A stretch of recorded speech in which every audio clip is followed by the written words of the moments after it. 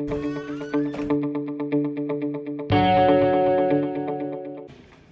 la décennie des racines africaines et de la diaspora. À ce propos, je ne sais pas et je ne suis pas sûr que tout le monde connaît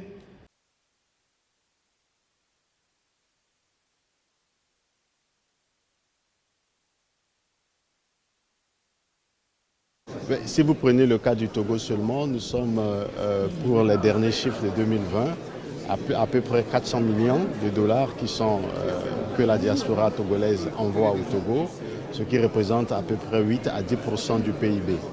Et au-delà de la diaspora togolaise, vous prenez la diaspora africaine en général, mais le taux total des commissions prises sur chaque fonds qu'un Africain ou un Afro-descendant envoie sur le continent africain fait plus d'1,6 milliard de dollars. Ce n'est pas normal parce que c'est trop élevé. Donc quand on voit un taux qui est entre 15 et 16% sur le continent africain alors que sur les autres continents, les commissions prises sont beaucoup inférieures, ce n'est pas normal, ça pénalise notre diaspora et c'est de notre responsabilité de soutenir notre diaspora parce que la diaspora investit dans nos pays en diminuant les taux de transfert sur tous les transferts faits par Est-ce que le Togo va proposer une mesure?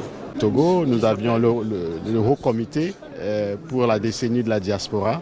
Donc nous avions le soutien bien sûr du Royaume du Maroc et de tous les membres du comité pour faire des propositions à l'Union africaine et interagir avec tous les partenaires afin de prendre au sérieux tous les transferts, le surplus que nous dirons. Il faut le dire la vérité, c'est un surplus que l'on prend sur les fonds envoyés sur le continent africain par nos frères et sœurs de la diaspora.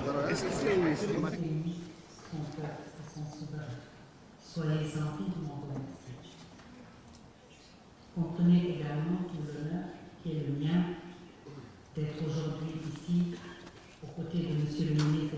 Nous nous réjouissons à plus d'un titre de la tenue de ce forum.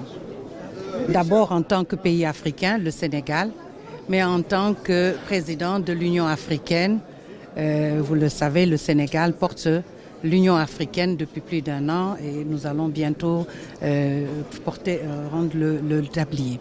Mais ce qui est important dans ce forum, c'est que les diasporas, vous le savez, nos ressortissants à l'étranger, paient le prix le plus fort de ces transferts qui augmentent de jour en jour, on l'a dit tout à l'heure.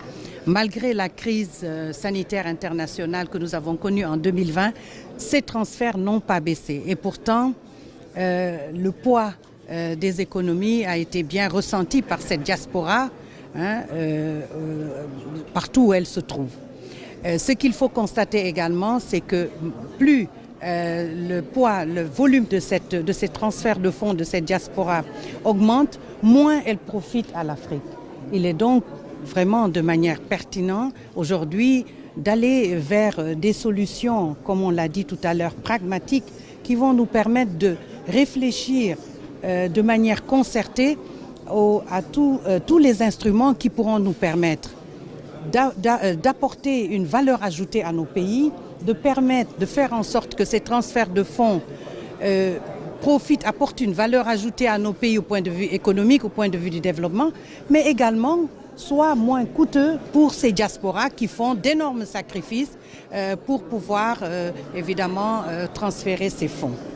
Et pour ça, je voudrais dire également que l'Union africaine portera aujourd'hui le plaidoyer qui sera issu des recommandations, en tout cas, de ce forum, pour permettre de lever tous les goulots d'étranglement qui aujourd'hui surgissent et qui pourraient impacter négativement les transferts de fonds de cette diaspora.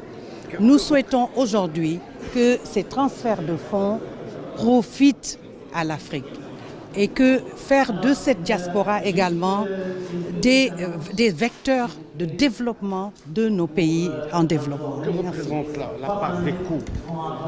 قبل ما تخرجوا ما تنسوش تابوناو في العشان يوتيوب وبارطاجيو الفيديو وديروا جيم وتابعوا الدار على مواقع التواصل الاجتماعي.